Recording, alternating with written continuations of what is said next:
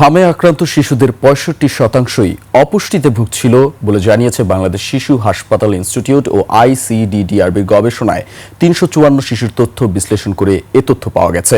বুধবার রাজধানীর বাংলাদেশ শিশু হাসপাতাল ও ইনস্টিটিউটের অডিটোরিয়ামে আয়োজিত শিশুদের হাম নিয়ে গবেষণার ফলাফল অবহিতকরণ সভায় এসব তুলে ধরা হয়।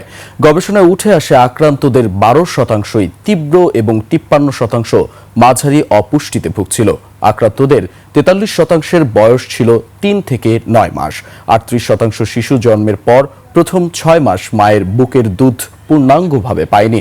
মৃত্যুবরণকারী শিশুদের ক্ষেত্রে এই হার ছিল ৮২%। গবেষণায় আরও দেখা গেছে, টিকার বয়স হলেও টিকা না পাওয়া শিশুদের ৯৭%-এর হাম শনাক্ত হয়েছে। ২ ডোজ টিকা নেওয়া কিছু শিশুরও হাম শনাক্ত হলেও এ থেকে টিকার কার্যকারিতা নিয়ে কোনো সিদ্ধান্তে পৌঁছানো যাবে না বলে জানিয়েছেন গবেষকরা। এ বিষয়ে আরও গবেষণা প্রয়োজন।